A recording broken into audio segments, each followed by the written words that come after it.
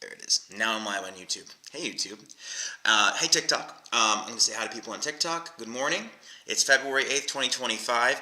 Normally the show is Monday through Friday in the mornings, but so much is going on, I thought it would make sense to come on and talk today on Saturday, like a special edition of the show to talk about what's happening, because there's so much going on every moment in the first 2 weeks and 2 days, I guess 2 weeks and 3 days maybe, since the new administration's come into office, and I wanted to come on here and talk to you guys about it on a special Saturday edition of the show, Saturday Coffee Talk, Saturday Conservative Coffee Talk. Again, normally the show is Monday through Friday, but I wanted to come on today and just talk to you about what's happening since I did the show yesterday morning. I'm talking to folks on YouTube over here and TikTok over here. What's going on, everybody? I'm here in Las Vegas, Mr. Soli. And let's get into it. Trump gone wild. Trump gone wild. On Friday, February 8th, 2025, Trump canceled Joe Biden's security clearance. Joe Biden can no longer get get security updates from the White House. Now, this might sound kind of intense for a president to do that, but when Joe Biden took office in January of 2021, he did the exact same thing to Trump. There's been a long-standing tradition of allowing presidents to sit in on security briefings if they want to, former presidents, but Joe Biden ended that tradition in 2021, and I guess Trump is honoring it by canceling Joe Biden's security clearance. So Joe Biden can no longer come back to the White House and know what's going on at the national security level, which I guess one good deed deserves another. Trump has met with the Prime Minister of Japan. If you have, hey, good morning. Hearts to you guys too. Good morning, everybody. Good morning, YouTube. Good morning, TikTok. Hope you all having a great morning. Where I am, it's the morning. I'm on the west coast of the United States, Southern Nevada, same time zone as Los Angeles, California.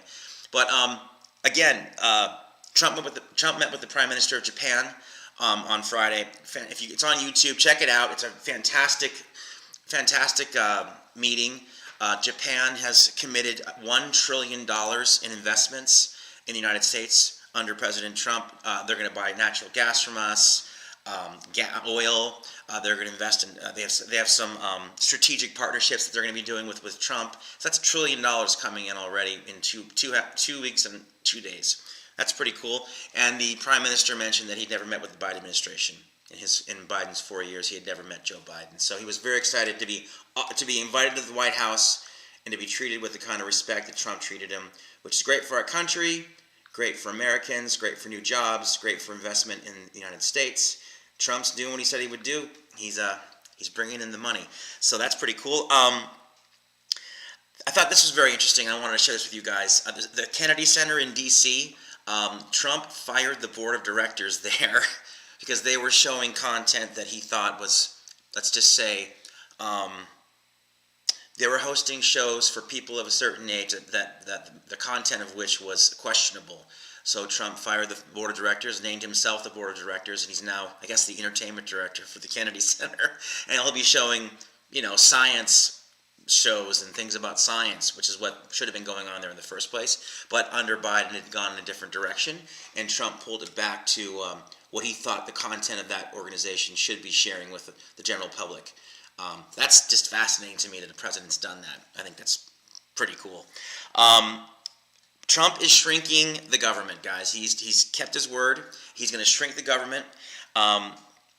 So far to date, over 60,000 federal employees have taken Trump's buyout offer, which means they'll get paid in full until September of this year and then get paid for 8 additional months in full, giving them time to find new jobs. That will shrink the federal government, saving us taxpayers a lot of money. I wanted to mention, here's a history lesson for you guys. I didn't know this. I haven't really been that active in politics except for like the last year and a half. I was a casual observer, but I've gotten more attentive to it. Hey, Steve. Hey, Harold. Hello, Walter. Michael, how are you? Dave, Megan, how are you? I'm now following politics, passionately. And I didn't know this, but apparently, all the way back to Bill Clinton had his own sort of Doge moment. Bill Clinton, the president, and his vice president Al Gore had their own version of DOGE, Department of Government Efficiency. They called it. They eliminated about $408 billion in waste and fraud in the government. They called it the government revamp or something like that. But there's a video of them talking about the fact that even back then, in the 90s, they felt the government had gotten too big and they wanted to trim it down and save money for the American taxpayers. These are Democrats doing this. I'm surprised there isn't more coverage on it, but I found this information out. You guys can too, if you're interested. Just Google Bill Clinton and Al Gore shrinking the government. It'll pop right up. It's pretty fascinating. And ironically, and I didn't know this either, and again, I wanted to share this with you guys on a special Saturday edition of Conservative Coffee Talk. By the way, I am drinking super coffee. Are there any coffee drinkers out there? Anyone drinking coffee? Any morning Java folks? Grab a cup of Joe, not Joe Biden, and have some coffee. Be a caffeinated conservative. It's a better way to live. It's pretty fun. I feel great. You know what I forgot to do? I forgot to do this. I forgot to do that. I love that. I don't know why I like it so much, but I like it. Anyway, President Obama, again, just type in President Obama cutting federal spending in any search bar. It'll pop right up. President Obama did the same thing with a program he called ReGov. His goal was to shrink the federal government and save American taxpayers money. Sound familiar? So Trump doing this at this scale is unprecedented. No president's ever done this much cutting so fast and so furious. But two Democratic administrations admitted publicly that, yeah, the government's just a little bit too big. We don't really know where all the spending is happening or all the money is going. And I think neither Clinton nor Obama said the word audit. So that's the difference. Trump is going in there with Elon Musk and his team using AI and auditing all of the spending in, right now, USAID. And they plan to do the same thing with the Department of Education, all the federal programs. And I can't see how that's a bad thing. I can't see how cutting wasteful spending is a bad thing. It'll keep more money in our country. It'll maybe lower our taxes, help them pay off the debt. Our $36 trillion in debt that we have, which our grandkids are going to be paying off. I'm going to heart you back. Thanks for the hearts. If you like this kind of content, guys, please like, comment, share, and subscribe. I'm doing it because I love it. I'm not doing it for any kind of financial incentive. I just care about politics. I care about our country. I was unhappy with the last administration, let's just say, and I'm very happy to see that we've got new blood, new eyes on the government coming in, and with a goal of being responsible to American taxpayers. They want us to know how they're spending our money in every program. I don't see how being transparent with the American taxpayer is a bad thing for anybody, Democrat or Republican. A lot of Democrats are unhappy right now, and I understand that because they lost the election decisively, and they lost their grip on power. But we all are Americans. We're all in the same country. We all want what's best for our children and for our grandchildren. So the government shrinking and spending less money on unnecessary programs is a good thing. To the tune of trillions, this is a good thing. You know, and Marco Rubio and the Trump team have said again and again, in terms of like the USAID, any programs that the USAID are funding that go to help children around the world or help stamp out diseases, none of those programs are going to stop. The USAID is not going to close. They're just going to stop funding programs that don't serve American interests and values around the world. Okay? That's the plan. And by the way, in terms of Trump shrinking the government, the USAID had a staff of 10,000 people. It's now down to 300. 10,000 people to 300 people to operate that organization. That's phenomenal. That's going to save taxpayers money as well. And again, the essential programs that help people around the world that need it aren't going to go away. The only programs that will get defunded are programs that are more ideological than charitable. That's it. That's the goal. I don't see how that's controversial. I'm glad it's happening. I hope it continues to happen at all the federal branches of government. It'll only help Americans. It'll only help the world, and it'll only help. Help with the deficit as well. And I don't know about you, but after the last 4 years, no tax on tips sounds great to me. No tax on overtime sounds great to me. No tax on seniors' Social Security.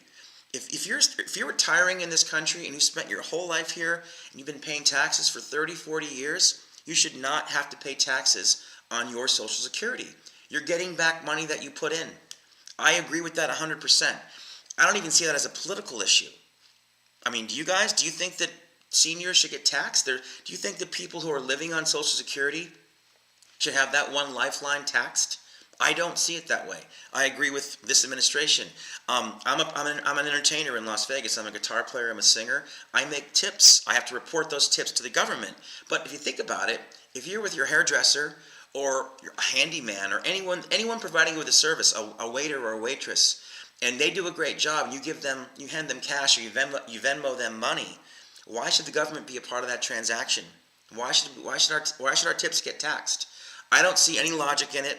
I don't see how it benefits anyone but the government.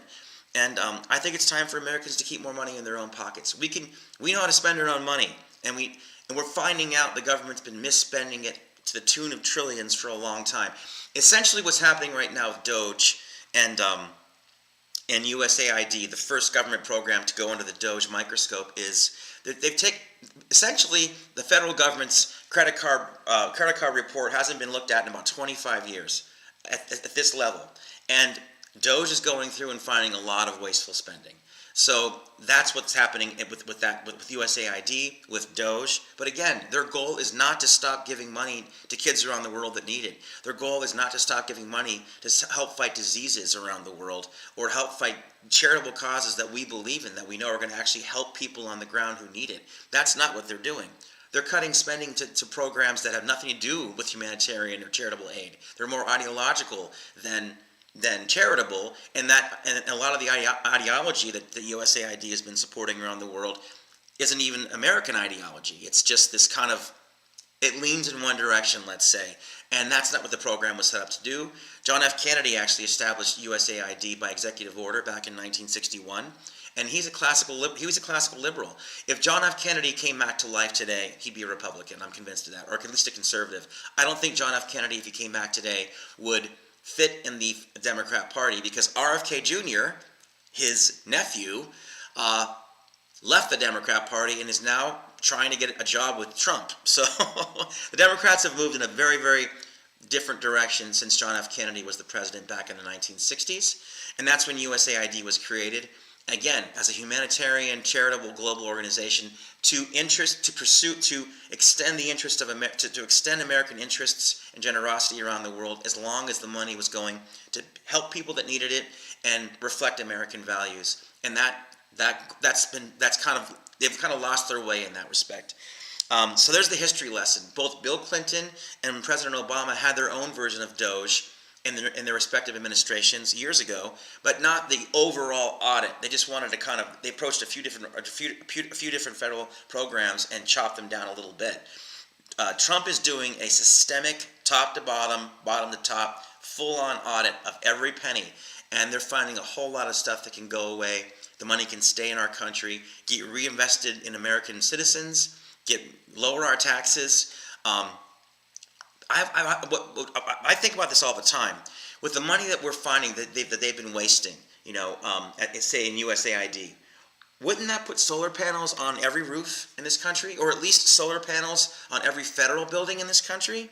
I mean, the previous administration said again and again, and a lot of people believe this, that climate change is a threat to humanity. And a lot of people believe that, and it's probably true, okay? But if climate change really is an existential threat, why isn't there more of a priority of taking some of this wasteful spending and putting, like I said, solar panels on every federal building? Why it's 2025. Why aren't there solar panels on every federal roof, every federal building's roof? Why aren't there solar panels on the White House? I mean, shouldn't we start seeing solar panels everywhere? I mean, in other forms of alternative energy? If that really is an existential threat to humanity, let's put our money where our mouth is and take some of the wasteful spending from USAID and other programs into things that will actually help Americans lower their energy costs, save more money, pay less in taxes, and have a better life. That's how I see it. I don't know if you guys saw this or not, but the Department of Education was closed on Friday, and the Democrats held a bit of a resistance there. They were upset about the fact they couldn't get into the Department of Education. DOJ has closed the Department of Education, just the building, not the department itself, to audit it. And the Democrats were very upset about the fact that they weren't able to enter the building on Friday. What I haven't been hearing from the left is their reaction to the amount of waste. I get that they don't like that they lost the election. I get that they don't like Elon Musk. I understand all those things. But Trump did appoint this person to do exactly what he's doing.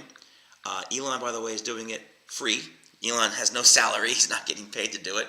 He's doing it because he's a patriot. And they are finding a lot of waste. That's the part that I don't get. I don't understand why Democrats are so upset about the fact that the Trump team is uncovering lots of money, going to lots of different recipients around the world who don't deserve it, who aren't, a lot of times the Washington Journal, the Washington Post, and the Wall Street Journal did articles about this what's happening right now, and what they found out from their own reporting is that in terms of USAID money going out to people that really need it, about 10% of the money actually gets to those folks. The other 90% is getting eaten up by management fees, salaries, other kinds of things. We won't say what it is because they're still investigating it. It's still under investigation. But if only 10% of the money is even going to the causes that we do believe in, that in and of itself is a reason to revamp the agency. What don't you think? I mean, if there are children that need this money around the world and are only getting 10%, shouldn't they be getting 60%, 70%? I mean, what the DOJ team has proven is that there is a lot of waste in Washington, and they need to fix it. And this is a great start. And I wish it wasn't a partisan issue. I wish it was just an American issue. That our tax dollars should go to help people around the world that need it, and it should go to causes that support American values and extend American interests. There's nothing wrong with that. A lot of other Western countries give money to other countries with that same goal. That should be our goal again. And it's kind of lost its way. And there's actually no oversight, too. There's no real oversight at the USAID. Marco Rubio, who's now the Secretary of Defense, said for 14 years as a senator, when he would ask USAID for a financial statement or an audit, they would just refuse. They don't have to answer to Congress. That's changing, and I think that's a good thing for America, good thing for taxpayers, and good thing for the recipients of our help who will get more help. They won't just get 10%. They'll get a lot more than that because they need it. I think that's great for everyone. I don't see it as a political issue. And I'm sorry that the left is having this negative reaction and fighting back the way they are. But I don't actually understand what they're fighting against if we can all agree that this is wasteful spending. Shrinking the government and putting more money in Americans' pockets and having more money to fix bridges and roads and make the country better, I don't see how that's controversial in any way. I think the wasteful spending is what's controversial, right? I hope you guys can agree with me. Am I making sense? Are you enjoying the content? I hope so.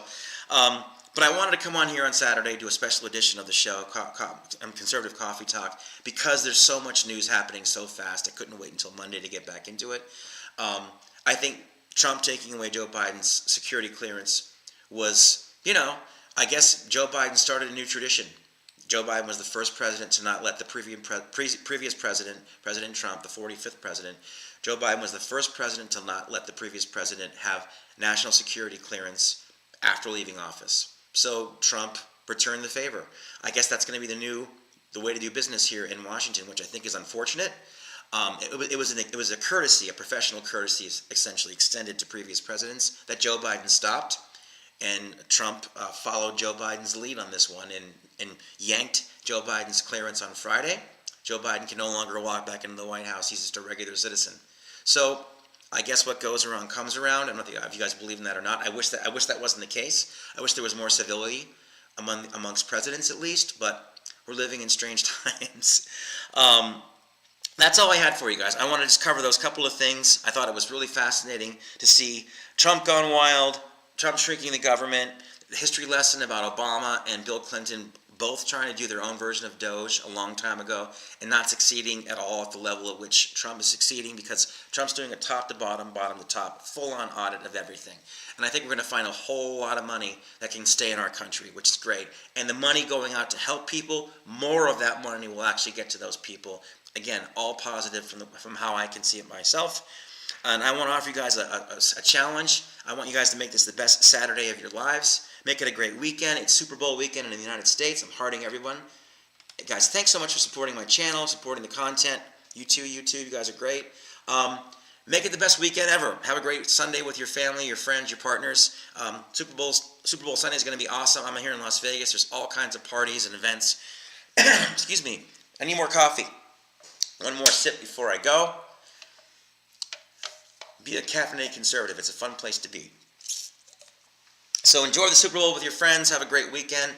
Make it a great Saturday. Hope you enjoy this content. If you do, please like, comment, share, and subscribe. We're trying to blow it up everywhere that we can. I really appreciate your kind attention today. Thanks so much. God bless you. God bless America. Keep on trumping.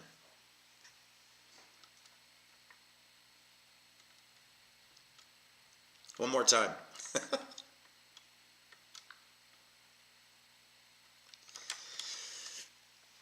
All right, YouTube, just you and me. TikTok is gone. Now, YouTube, this is a special place in my heart. I've been getting a lot of my news from this app, this platform for a long time, and I've now decided to make YouTube a priority in my life. As a conservative content creator, I will continue to post on YouTube regularly. We're going to blow up our Patriots Only Please channel, which is also our podcast, patriotsonlyplease.com, patriotsonlyplease.com, patriotsonlyplease.com. Check it out, follow, subscribe, comment, let us know what you think. If there's a story you want us to cover, if there's breaking news you'd like us to talk about, let us know. We'll hop right to it, man. I am taking this, I'm a citizen journalist, I'm a conservative content creator based out of Las Vegas, Nevada, USA. I'm a conservative, I'm a Trump supporter, but I'm also a reasonable, rational, educated person. And I want what's best for our country. And I think everything that Trump is doing right now is a reflection of the America First movement that won the election last year decisively. Americans have, I'm not going to call it a landslide. I think it was, but that word seems to make a lot of people unhappy. But President Trump and his America First agenda won decisively. He won the popular vote. He won the Electoral College. He controls the entire federal government. We flipped a lot of counties red in blue states, and I think the Republican movement, the America First movement, is going to be at the forefront of American politics for a long time. At least I hope so. And that's one of my goals of being on YouTube, talking to you this way, live, posting content daily, from a conservative perspective, of course. And there are a lot of great voices on YouTube. I mean, there's literally hundreds of thousands, and it's hard to get through, right? It's hard to get established. It's hard to find an audience. But if you like our take on the news of the day, if you're a conservative, we'd really appreciate you subscribing, following, commenting. It really makes a difference if you hit that subscribe button on YouTube. It engages our content and allows us to grow. And we will continue to bring you this kind of content for as long as we're able to, and as long as you'll have us.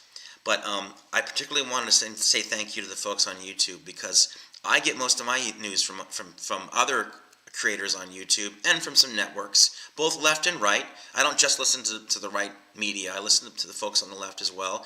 It's good to know what everyone's thinking. It's fascinating, I think, to watch how one story can get dissected and reacted to so differently from different organizations. So I'm learning as I'm going, but I am a conservative content creator. I've made it my passion, and I do want to make it my full-time occupation eventually. And right now, we're just at the beginning of a new journey, and we'd love you to be a part of that journey. Please join us. Please subscribe. Please comment. Smash that bell on your channel when you're watching our content to subscribe, so you get notified whenever we go live or whenever we post new content. Make it a great Saturday. It's Super Bowl weekend 2025 in the United States. I'm here in Las Vegas. The town's buzzing about the football game. We can't wait for it for tomorrow. Whatever team you're voting for, I hope you're happy with the results. You at least like the game. I hope the game's competitive. And thank you so much for your kind attention. Please support the channel if you can, if you would. Please check out the podcast. All the episodes are posted here on YouTube in full, as well as we provide a lot of clips from the episodes if you're not down for the long content format. But we do appreciate your attention. We appreciate you subscribing, liking the show, and have a great weekend. It's February 8th, 2025. God bless you. Thanks so much, and take care. Bye-bye.